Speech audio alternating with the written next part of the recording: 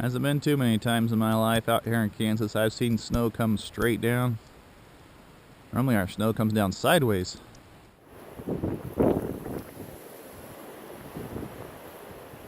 Winter travel in your vehicle can be very dangerous. So I thought I'd take a few minutes and talk about some of the items you need to have in your car and some of the practices you should have when traveling during the winter. Some ideology, some precautions, that kind of stuff. Are you prepared to cook a meal when electricity is off? Can you stay warm in your house when the furnace isn't working? This video series is not about collecting 100,000 rounds of ammo.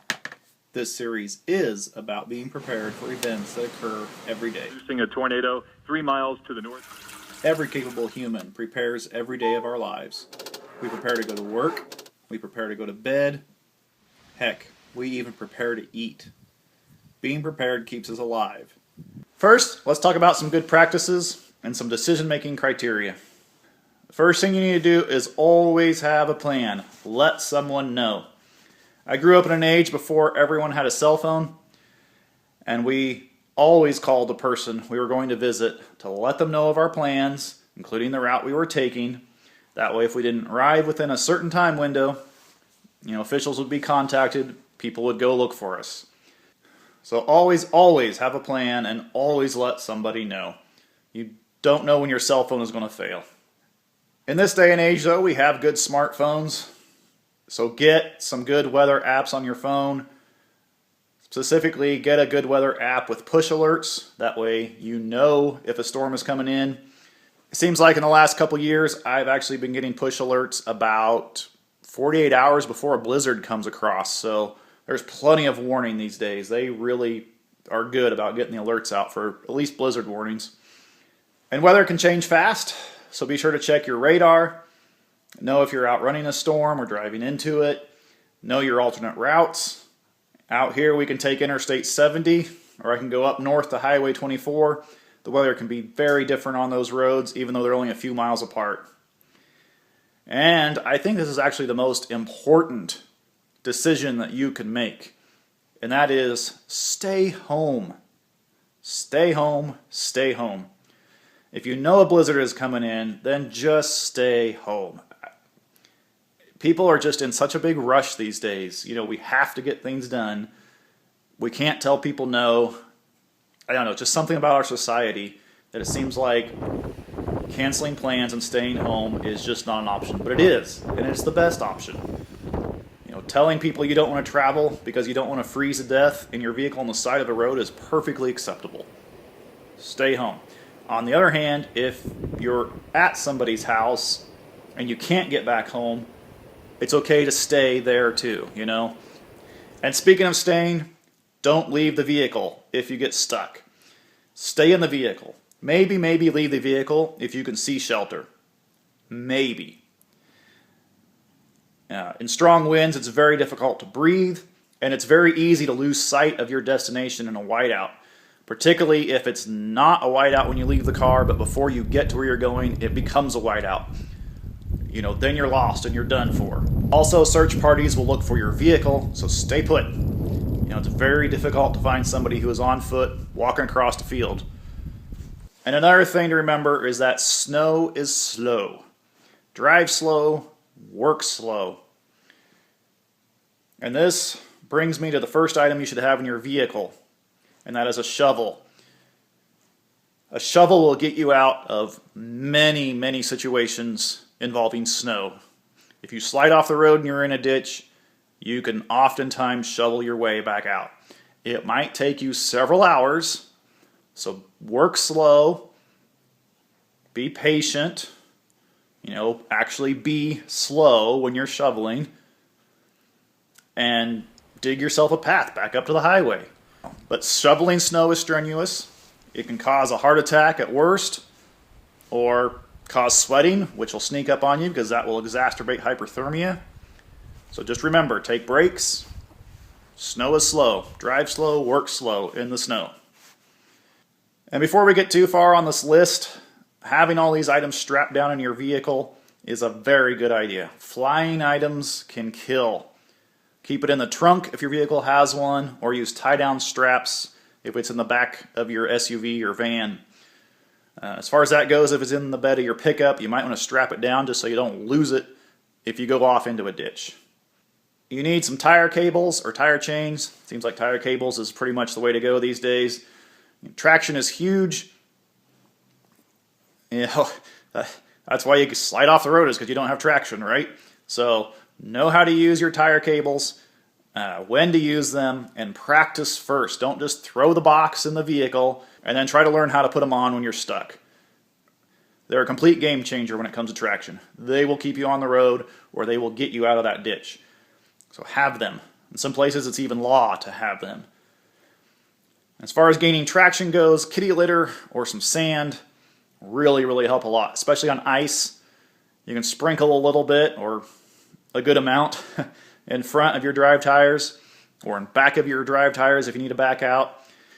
And another hint for getting unstuck is that front wheel drive vehicles have better traction when going in reverse. Backing out of a ditch, if you have a front wheel drive vehicle, might be better than going forward. And as far as the litter goes, I don't know if I would get any wood shaving litter. I don't think that's really going to help you much with traction. It might. So try to stick to the clay or the sand cat litter, or just get a bag of pool sand, or I don't know if I'd go with pool sand. That might be a little bit fine, but some playground sand, something, just a bag of sand will make a huge difference if it's icy. And speaking of ice, you're going to need an ice scraper. Hopefully that is obvious. Hopefully you already have one in your car if you deal with winter, right? Jumper cables.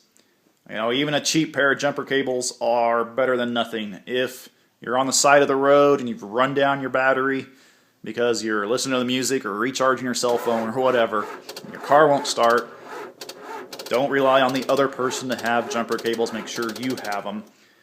You know, jumper cables can be had around here for $10. They're all over the place. Right now, they're actually on sale for $5.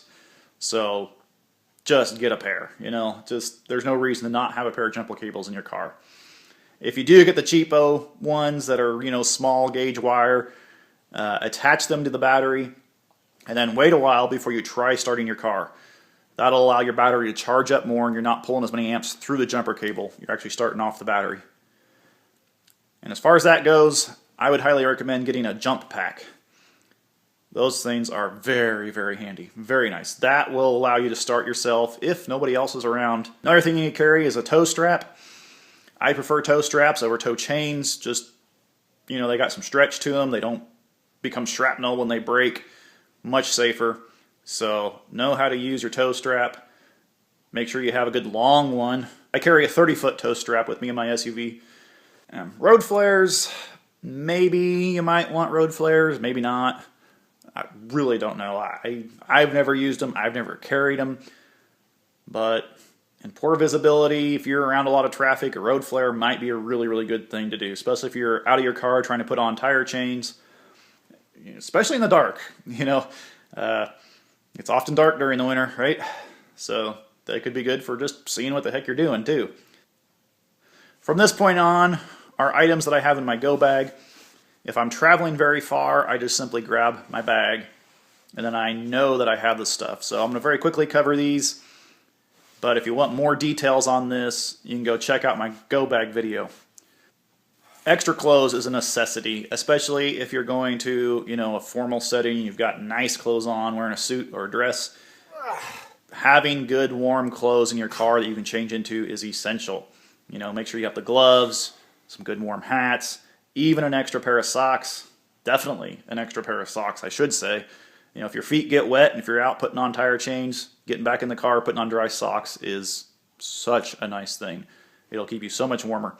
You might even want to consider getting a Hunter Orange vest or a Hunter Orange stocking cap or something. Make sure you have something that's very visible. That way you can be seen. Also, you probably want to make sure you have a good sleeping bag in your car. Very important to have that in there. And if you have to get out of your car, you might want a dust mask. I really recommend it. Helps a lot with breathing in the cold air. Also, if it's really windy, it seems to help block that air from just getting shoved down your lungs. You know, it becomes really difficult to breathe when you're facing into the wind. And some good goggles. Man, I've got this pair of goggles, and I think they are wonderful. I highly recommend them. Folding saw. Tree branches falling across the road can stop you in your tracks. So having a saw is a huge benefit. And remember, work slow. Don't sweat. Snow is slow, right?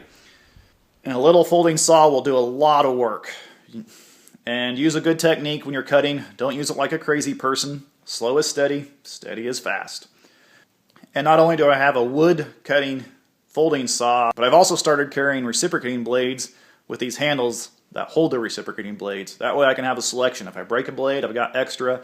I can cut metal, like if a TV antenna falls down across the road or something, I can cut that up now. This is really, really cool. I really recommend this. The tarp is really nice for sealing up if you have a broken window. It's nice to put down when you're changing tire or putting on your tire chains. And it'll also work as a blanket for keeping you warm. So I really recommend having a tarp in your car. And of course you need food. I did a video on car food ideas if you're kind of looking at some stuff that you want to keep with you. But just to hit some stuff really quick, good things to carry is peanut butter, something like Cliff Bars, granola bars, that kind of stuff. Emergency rations, definitely carry those. They're something you can throw in your car and forget for 5 years, you know. Spam is a good thing to carry. Crackers, you know, wheat thins and Spam is really tasty. Hard-boiled eggs travel really well. You know, summer sausage and cheese also is a very good car food. And put it all in a cooler or one of those insulated lunch bags. Again, you don't want this stuff to roll around in your vehicle. You don't want a jar of peanut butter under your brake pedal, right? So keep it contained, keep this stuff from flying around. Water. It might freeze, but you can put it in your coat, inside your coat, like in your armpit. And the ice will melt, and you can get a drink. The cheap bottled water usually doesn't break from freezing. I've had a bottle of water in my farm truck for a couple years now. It's the same bottle. It's been in negative 15 degrees Fahrenheit weather, and it has never busted. So it is fine. So carry water with you. Melting snow is probably not an option. And that pretty much covers a list. The only other thing I might consider telling you to put in there is a fire kit. Fire kit's in my go bag anyway, so I already have it. But honestly, if there's 30 or 40 mile an hour winds, everything is covered in snow, you're not going to be making a fire, right? But it's always a good idea to be prepared. Be prepared. Well, I think this pretty well covers the main points and the main items. I could talk much, much longer on this, but we'll quit here. So if you have some extra ideas, be sure to put it in the comments. And be safe this winter, y'all.